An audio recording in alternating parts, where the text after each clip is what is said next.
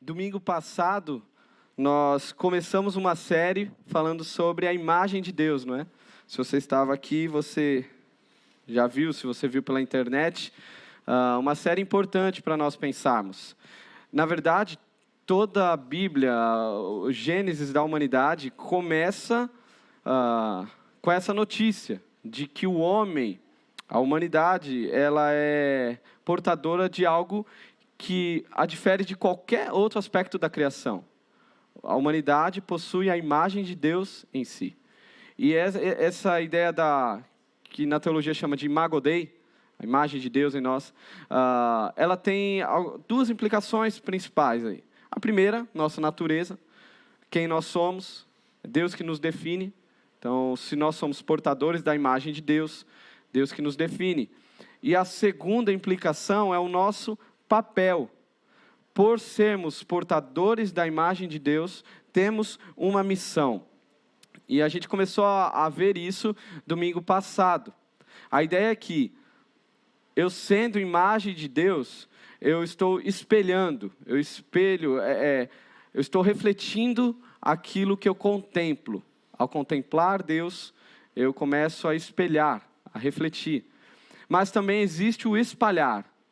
Espelhar e espalhar. O espalhar é a nossa missão. É espalhar a imagem de Deus para o mundo. Essa é a missão desde lá de Gênesis. Enchei-vos, né? Multiplicai-vos. A gente às vezes pensa que é só filho. Também, né? Eu estou multiplicando, né? Já tenho 2. Quem sabe estamos em negociação para ver se multiplica mais a imagem de Deus no mundo. Mas não é só tendo filho.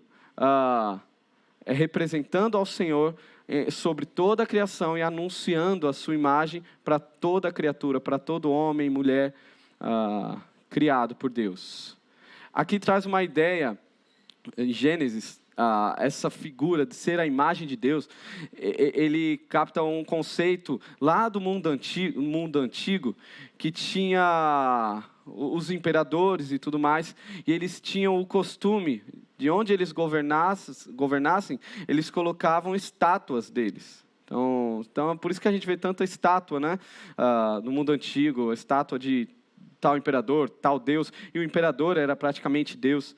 E ali ele estava demonstrando, olha, eu tenho domínio sobre esse lugar, aquela estátua me representa, então as pessoas adoravam aquela estátua. É mais ou menos a ideia de ser imagem de Deus. Nós estamos ali para representar a Deus. Somos representantes de Deus. Estamos apresentando Deus aos homens. Isso é ser imagem, o nosso papel aí. Só que aconteceu um problema que a gente viu domingo passado, que atrapalha tudo isso, que é o pecado.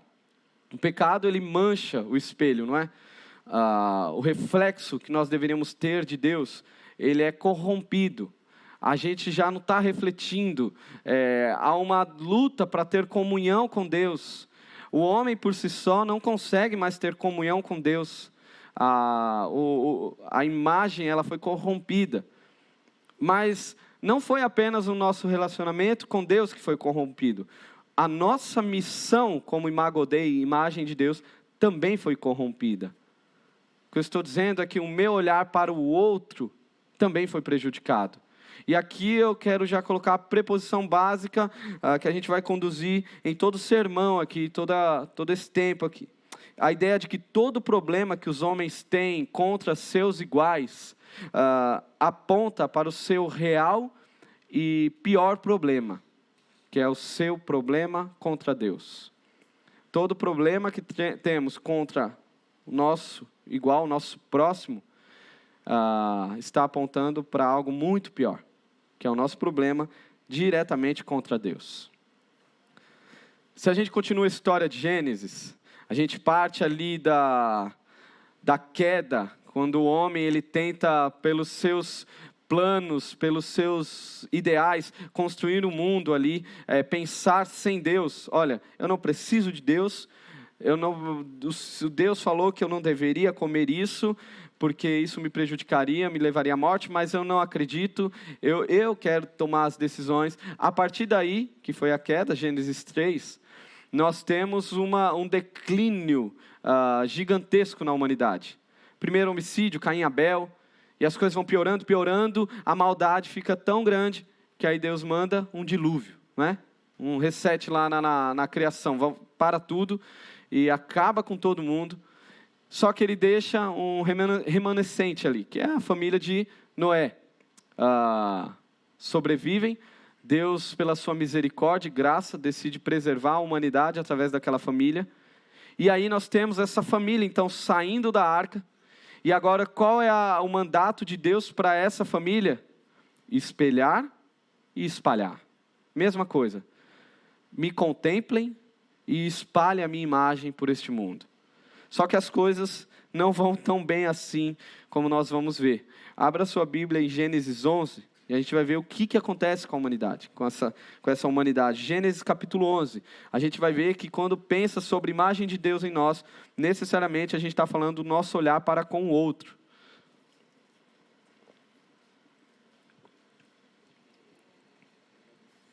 Gênesis capítulo 11.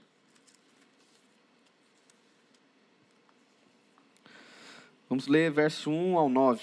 Leamos. No mundo todo havia apenas uma língua, um só modo de falar. Saindo os homens do Oriente, encontraram uma planície em Sinear, e ali se fixaram. Disseram uns aos outros: vamos fazer tijolos e queimá-los bem. Usavam tijolos em lugar de pedras e piche em vez de argamassa. Depois disseram: vamos construir uma cidade com uma torre que alcance os céus. Assim nosso nome será famoso e não seremos espalhados pela face da terra.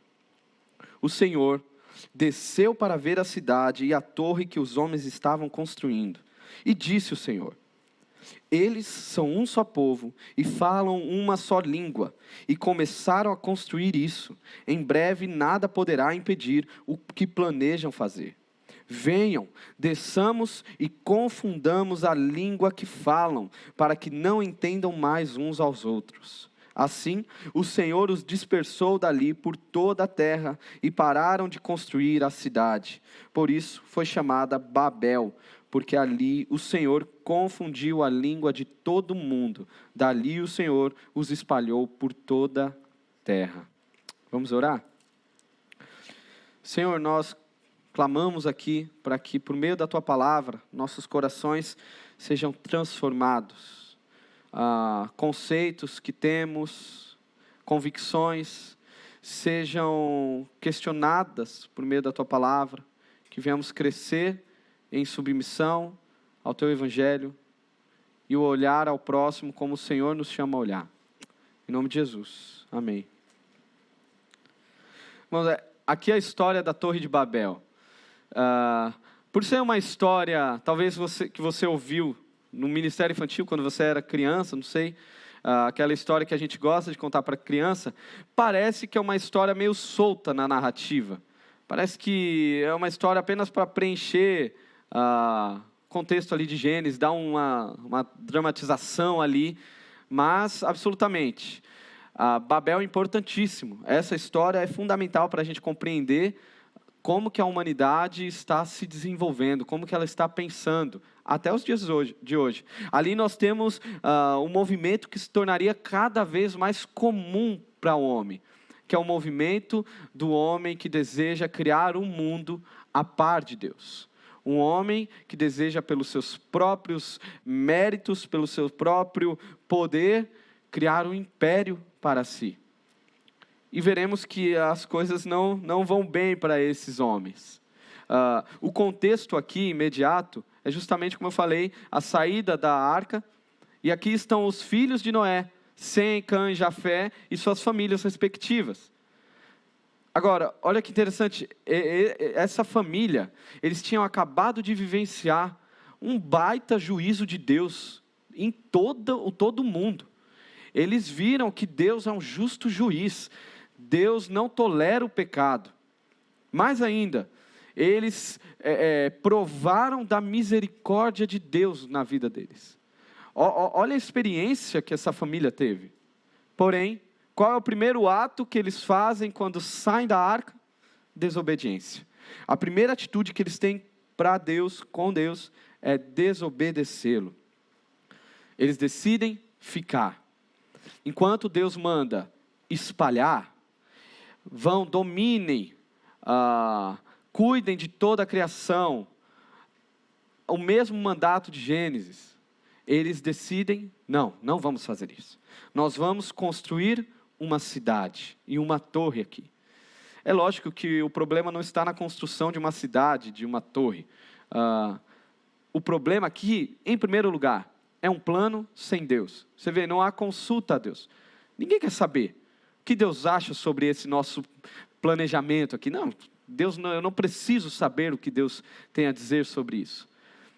Mas tem algo pior ainda aqui na narrativa, que é a intenção destes homens ao construir uma cidade e uma grande torre para si, que é o versículo 4. Olha comigo o versículo 4 aí novamente. Depois disseram: vamos construir uma cidade com uma torre que alcance os céus. Assim, nosso nome será famoso e não seremos espalhados pela face da terra. A ideia aqui do nome famoso, ainda mais quando a gente olha o histórico de quem era esse povo e o que aconteceu, era do nome dele se tornar grande, a ponto de não depender mais de Deus. O que eles queriam era ser definidos, eles queriam se definir. Nós que dizemos quem somos, não Deus. Não é mais Deus quem diz quem eu sou. Nós queremos agora criar um mundo à nossa imagem e semelhança. Não a imagem e semelhança de Deus. Isto é Babel.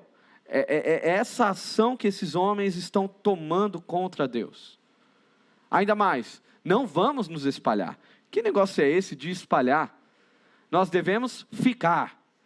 E quanto mais ficarmos aqui juntos, mais se tornaremos fortes. Construiremos uma grande torre.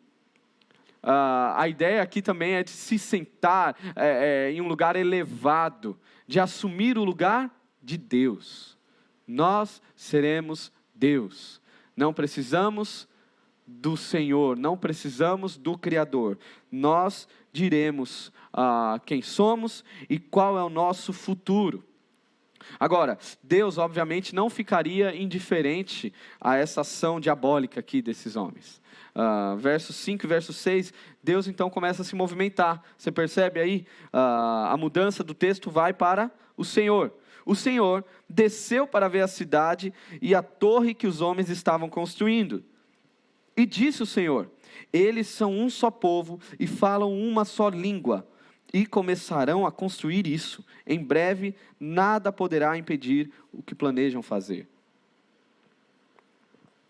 Interessante o tom meio de sarcasmo aqui. Esses homens estão construindo algo gigantesco. Uma torre para tocar aos céus. Algo grande, o máximo que eles conseguiriam. E aí o que Deus faz? Deus precisa descer para enxergar a torre. Deus desce assim, eu estou enxergando uma poeirazinha que esses rebeldes estão fazendo, deixa eu ir lá ver o que é que eles estão fazendo. Olha a soberania de Deus em contraste com a rebeldia do homem que acha ser alguma coisa. Obviamente que é uma figura de linguagem aqui do texto. Deus ele não precisa descer para ver algo, mas justamente para mostrar que nosso Deus ele é muito maior, incomparavelmente maior do que qualquer ação do homem. Agora, Deus sabia que o que esses homens estavam fazendo não terminaria bem.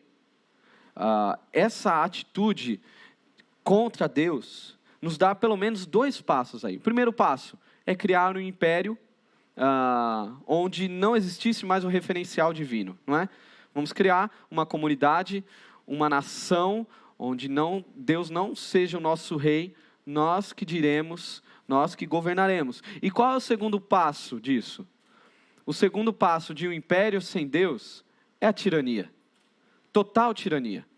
Porque imagina que, uma vez que Deus não define mais quem é o ser humano, Deus não me define mais. Sou eu que defino, o nosso grupo aqui queremos nos definir. Uma vez que não é mais Deus, a razão, a tábua que nos diz quem somos, a tábua de valores, qual será o meu olhar para o outro então? Como que eu devo olhar para o outro? Por que que eu vou olhar para o outro como Deus me chama a olhar? Um olhar de amor, de compaixão, um olhar de respeito, de valorização. Não faz sentido isso. Se você tirar Deus da equação, não faz sentido. Na verdade, surge uma pergunta interessante. Da onde a gente tirou a noção de dignidade humana?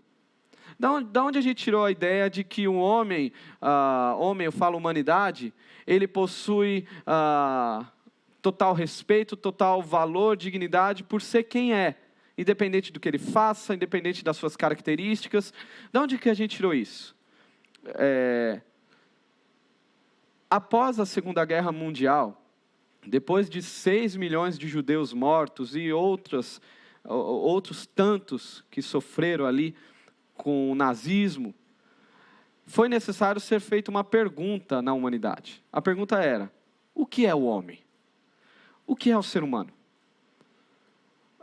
Obviamente que eles tinham esquecido do que é o ser humano. Olha o que aconteceu na história. Fora isso, tantos outros relatos, não é? De tanta crueldade, de coisas que a gente não consegue nem nominar. Foi necessário fazer a pergunta: o que é o ser humano? Dali que sai a Declaração dos Direitos Humanos, que hoje é a tábua, é o fundamento para todas as leis pró-vida, independente de como ela se manifeste como ser humano. Foi dali que saiu. Mas a pergunta ainda continua: por que que a gente então definiu que o homem ele possui valor, sendo quem ele é, não pelo que ele faz ou pelas suas características, simplesmente por ser pessoa, por ser gente? Tem um historiador, ele é holandês, o nome dele é meio difícil, eu acabei esquecendo o nome dele, mas se você se interessar, depois você me procura, que eu te passo. Ele fez uma pesquisa, ele foi atrás disso para saber da onde que tiraram esse conceito de que a vida humana importa. Então ele foi atrás das principais culturas antigas. Foi nos gregos, foi nos babilônicos, egípcios, bárbaros, indianos. E ele não encontrou esse conceito estabelecido em nenhuma cultura antiga. Sempre havia um grupo que merecia mais valor, que era mais digno do que outros. Seja o faraó e a sua família e tudo mais, seja os imperadores e a sua corte, os brahmanes, né? Aquela coisa das castas ali da Índia. Sempre algum grupo de pessoa valia mais do que outros. Outros eram menosprezados simplesmente por serem quem são. Não era nem pelo que eles estavam fazendo. Você nasceu assim, você nasceu em tal lugar, você vale menos.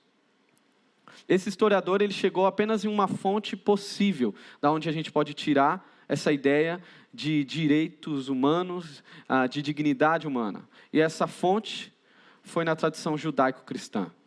Sendo mais específico, na Bíblia. Mais específico ainda, em Gênesis capítulo 1, versículo 26.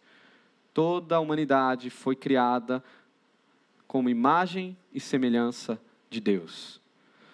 Foi aqui que ele encontrou a base para fundamentar essa ideia de que todo ser humano é digno de total respeito.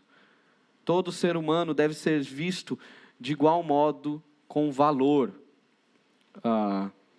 Daí que a gente tira a ideia de igualdade. Igualdade ontológica, que a gente chama. Que diz sobre o ser. A igualdade do ser. Todos nós somos a mesma coisa. Todos nós somos imagem de Deus. Seja você crente, seja você não crente, seja você branco, negro, pardo, indígena, africano, europeu, brasileiro, independente de qualquer coisa, absolutamente qualquer coisa, todos nós possuímos dignidade.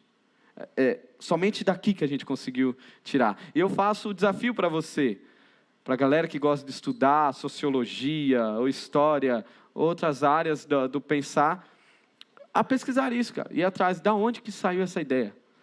Cara, se a gente tirar a Bíblia, tirar Jesus, tirar o Evangelho da história, o que nos sobraria? Sobrariam impérios onde os mais fortes dominam os mais fracos. Onde os mais fracos são subjugados e os mais fortes comandam. E, na verdade, essa é a lógica do homem sem Deus. Um bom ateu, ele precisa chegar nisso. Tudo bem que até os ateus fazem uso dos direitos humanos, não é? Eles fazem uso de algo que vem do Evangelho. Mas se você for levar à risca a lógica de um mundo sem Deus, cara, o caminho é esse. Para que eu vou me importar com o mais fraco? Os mais fortes vão prevalecer. Então, que eu seja o mais forte, que eu domine. Por isso que nós devemos louvar a Deus, engrandecer ao Senhor, porque Ele nos fez. Ele é o nosso Criador. Ele nos fez com total dignidade. Ele nos fez à imagem de Deus. O contrário disso é Babel. O contrário disso é um mundo de valores totalmente invertidos. Um mundo dominado por Satanás e pelas raízes pecaminosas do homem. É o oposto do que Deus criou. Agora, olha o que Deus faz diante da afronta do homem que quer viver sem Ele, do homem que quer criar um império de subjugar os outros. Versículos 7 e 9. 7 ao 9. Venham, desçamos e confundamos a língua que falam, para que não entendam mais uns aos outros. Assim, o Senhor os dispersou dali por toda a terra, e pararam de construir a cidade. Por isso foi chamada Babel, porque ali o Senhor confundiu língua de todo mundo. Dali o Senhor os espalhou por toda a terra. Interessante aqui. A ação que importa, no final das contas, é sempre a ação do Senhor. Aqueles homens com maior trabalho, eles eram peritos ali na arte dos tijolos, né, na engenharia, na construção e tudo mais. Eles se juntam com todo aquele trabalho e Deus faz simplesmente um pequeno ato contra a maldade dos homens, contra todo um planejamento diabólico. E a ação de Deus prevalece. Nosso Deus é sempre maior. Deus gera ali uma confusão de línguas. Imagina, chega a ser até cômico, né? Tanto é que quando a gente vai trabalhar essa história com as crianças, a gente sempre faz de forma cômica. Porque, de repente, eu conversando com vocês aqui, é como se eu começasse a falar aramaico, hebraico, e aí você não entende, e aí você vai falar, você está entendendo o que ele está falando? Aí o outro também não te entende, porque você fala espanhol agora. E o outro está falando inglês, e ele fala assim, não, mas ninguém se entende, todo mundo começa a bater cabeça, um caos total. E lembra o começo? O mesmo povo, falando a mesma língua, e Deus então causa toda essa bagunça aqui. Babel se torna um símbolo de fragmentação, um símbolo de conflito, um símbolo de desentendimento, uns com os outros, ninguém se entende mais. O ser humano, ele não se entende.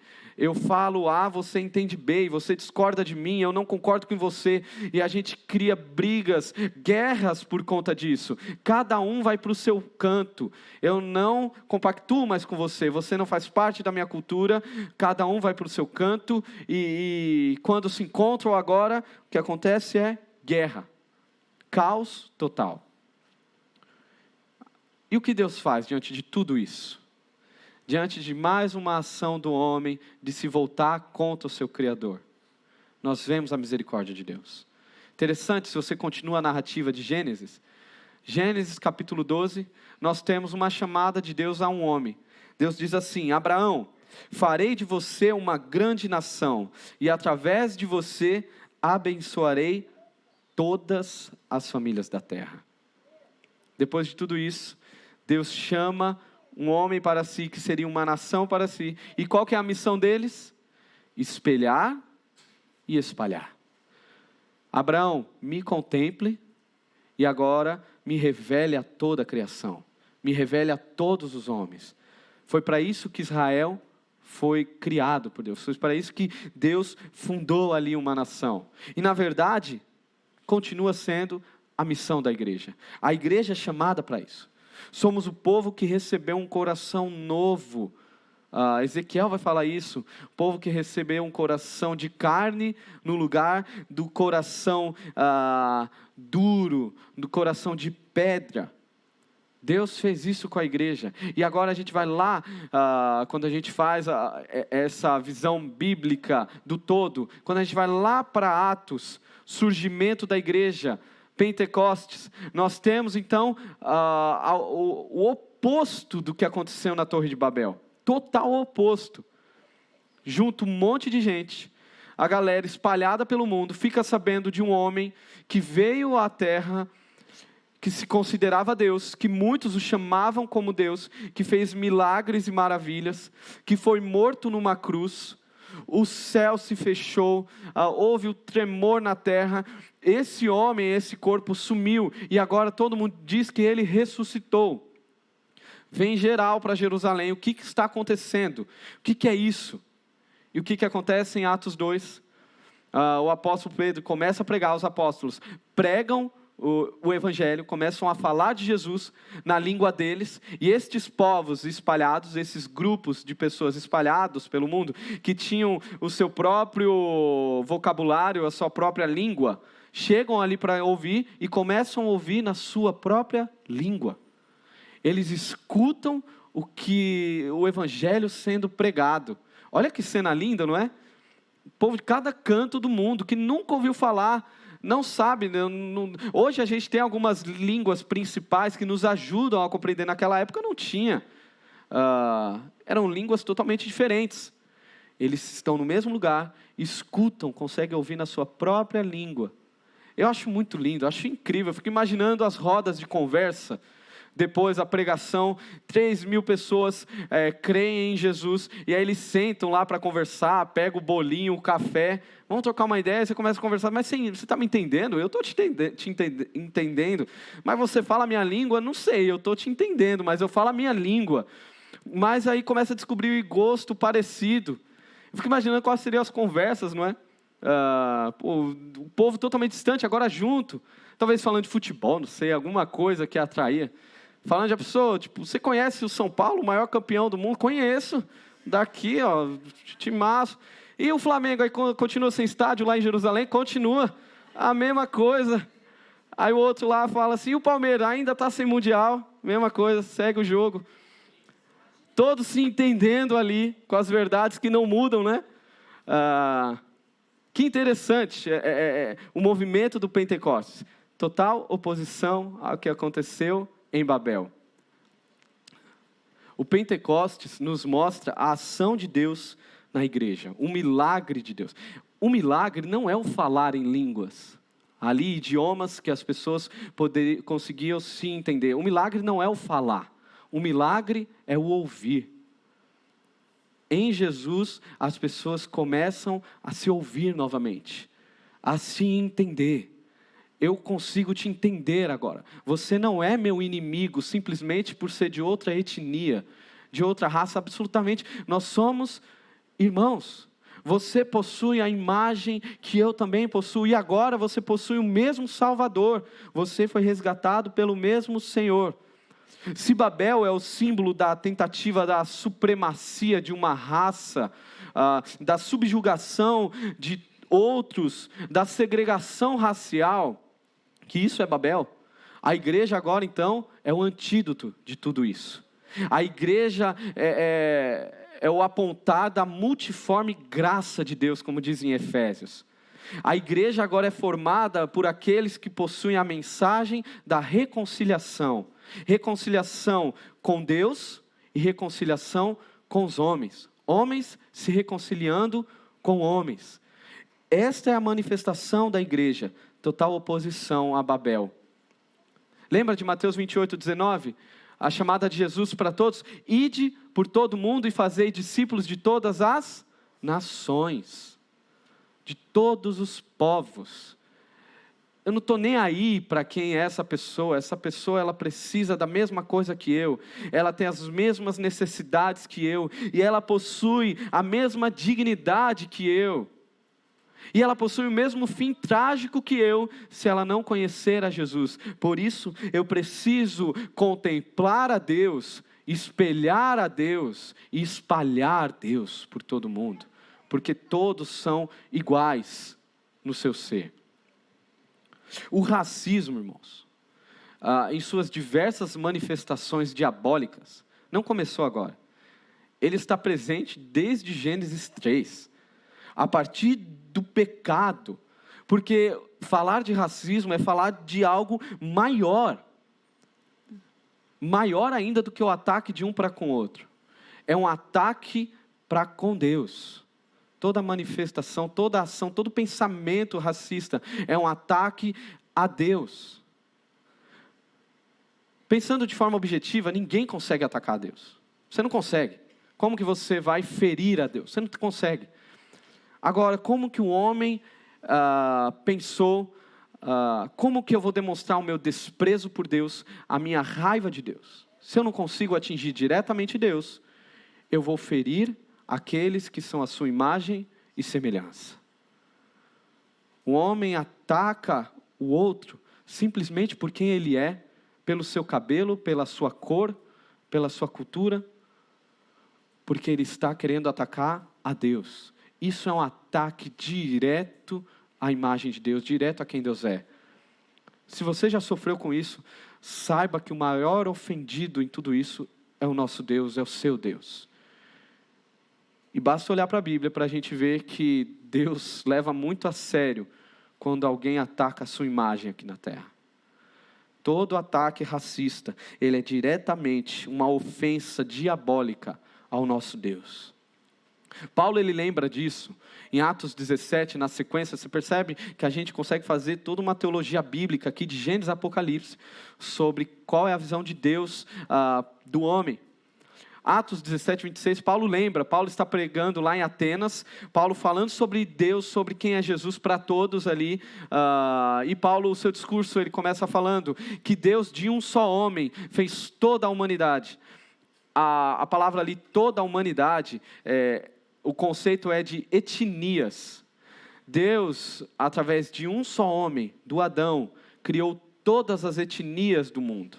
Ou seja, todas as etnias representam diretamente a imagem de Deus.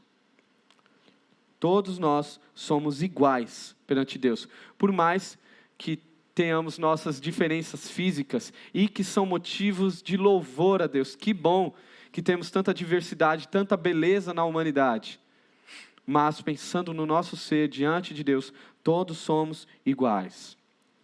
Eu sei que falar de racismo no âmbito político é sempre meio complicado, porque a gente sempre tem dois lados. Um lado, um espectro político, ele sequestrou, parece, o assunto.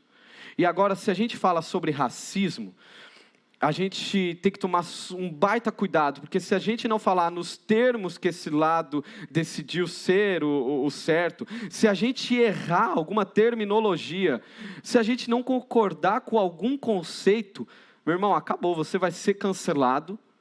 Você, na verdade, é um racista. Mesmo você falando contra, mas se você não defende todos os termos que esse lado defende, você é considerado já um racista. Do outro lado, parece que um esquecimento, uma negligência. Parece que não existe racismo. Racismo é coisa de mimimi. Nós não vivemos em um país racista. Ambos os lados possuem grandes problemas. E sabe qual é o maior problema? Que nenhuma ideologia política, a gente tem que afirmar isso o tempo todo, nenhuma visão ideológica consegue colocar, por mais que tente muito, consegue colocar a sua camisa de força em Jesus Cristo.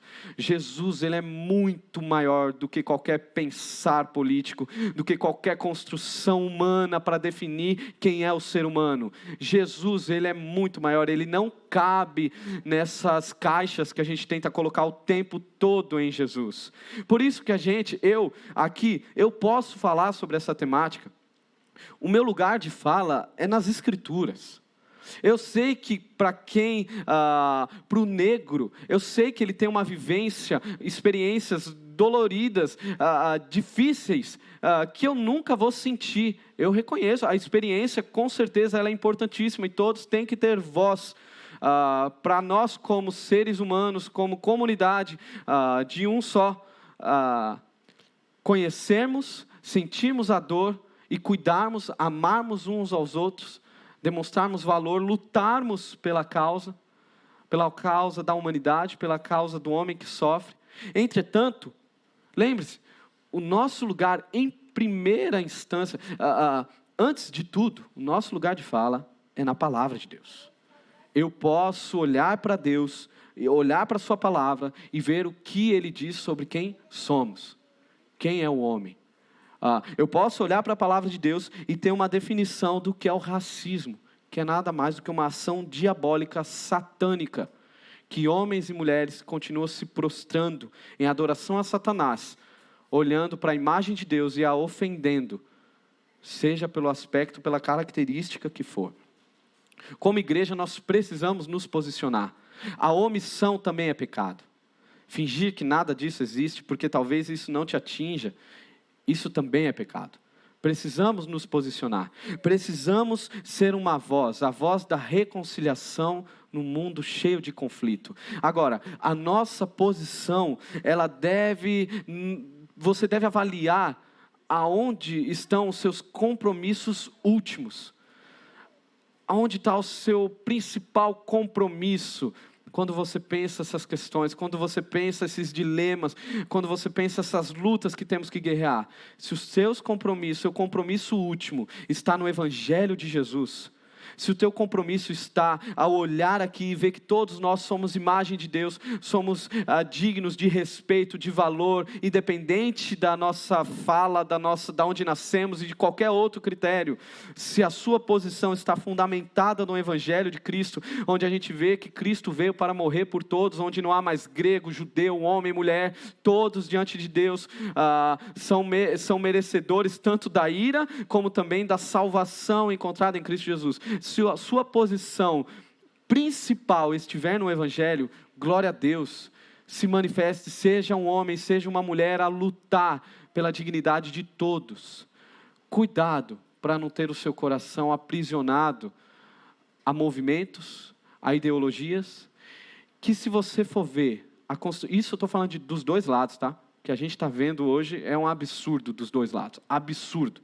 São religiões fundadas, religiões construídas, há toda uma ortodoxia, há tudo um planejamento do que você deve seguir, como você deve falar, como você deve se portar, há uma liturgia em ambos os lados, para você fazer parte. A gente está falando de religião, e o que a gente vê, por isso cuidado, é muito crente em Jesus, se prostrando de joelhos a outras religiões, e não ao Evangelho de Jesus. Muitas vezes as causas são nobres e são de fato necessárias a serem lutadas, porém, às vezes a gente se confunde em qual time nós estamos e como nós devemos lutar. O Evangelho deve ser o que nos move. O Evangelho ele deve explodir em nós com poder redentor, transformar a nossa visão para todo mundo, toda a criação. Ele não deve ser apenas um mero enfeite que a gente coloca na nossa agenda social. Não, o Evangelho deve ser o poder de Deus, e Ele é o poder de Deus para a salvação, para a transformação de todo o contexto pecaminoso diabólico, somente pelo Evangelho. É fundamental nós compreendermos qual é a natureza da nossa luta. Lembra de Paulo falando em Efésios? A nossa luta não é contra carne, mas sim contra as potestades. Essa é a nossa luta. Satanás é conhecido como o Deus deste século. Você acha que Satanás não está interessado nessas brigas de pessoas, de humano contra humano, simplesmente por ser humano? Você acha que não é Satanás que se deleita nisso tudo? Satanás odeia o ser humano e está em total oposição contra Deus. O diabo, ele está profundamente envolvido em toda manifestação, toda estrutura, todo pensamento que vá atacar um grupo de pessoas pelo que essas pessoas são. Satanás, ele é o maior interessado no racismo. Satanás é o maior interessado em capturar corações para servi-lo, atacando a imagem de Deus nesse mundo. O Deus desse século cegou a mente dos incrédulos para que não vejam a luz do evangelho da glória de Cristo, o qual é a imagem de Deus. 2 Coríntios 4:4. Agora, sabendo que é Satanás e os seus demônios que estão se movendo nesse mundo, estão fazendo homens lutarem contra outros homens, simplesmente pelo que eles são, qual é a esperança que há em uma mensagem de responsabilidade pessoal, ou se você quiser estrutural, diante desse poder sobrenatural? Eu não estou falando aqui que a educação não é importante, ela é importante, as nossas falas são importantes, mas, irmãos, nós estamos diante de algo muito maior. Qual é o poder disso? Parece que a gente pega uma pena e tenta resolver um furacão jogando uma peninha lá. Não, eu vou resolver o problema, o conflito da humanidade. Aí você joga a sua peninha lá. E não faz sentido nenhum. Nós, às vezes, lutamos a guerra com as armas erradas. Qual é a arma que o cristão deve assumir? Qual é a forma que o cristão deve assumir nessa luta pela dignidade dos homens, pela igualdade? Igualdade que eu falo no seu ser. Qual que é a luta? A luta é pelo poder do nome de Jesus. A arma que nós usamos é o poder do nome de Jesus. Para isto o Filho de Deus se manifestou, para destruir as obras do diabo. Irmãos, toda a ação contra a dignidade de um homem, do ser humano, ela é uma obra de Satanás. Agora, se Satanás vai ceder em sua influência no orgulho racista, nos medos paralisantes, nos sentimentos de inferioridade, na desesperança, isso vai acontecer somente por meio do Evangelho. Somente através do Evangelho que nós vencemos. Por quê? Porque é o Evangelho que acaba com a arrogância, que derruba a arrogância racial, que nos faz olhar como iguais e amar, ter compaixão, servir, caminhar junto. Isso é a igreja, não é verdade? É por meio do Evangelho que a esperança é viável. Se tem uma característica nos muitos movimentos sem Deus, na luta, seja pelo qual for, nos homens, a característica presente ali é além do medo, além, lógico, da desesperança, é aquele sentimento sem solução, aquele sentimento de ineficácia, de insuficiência. O Evangelho nos dá esse poder. É por meio do Evangelho que o sentimento de inferioridade é vencido. Se você já passou por isso, se agarre no Evangelho. Se alguém já tentou te menosprezar simplesmente por quem você é, pela sua cor, pelo seu jeito de falar, por onde você nasceu, se agarre no Evangelho. Lembre-se o que Deus fala sobre quem você é. Você é amado, você é um filho.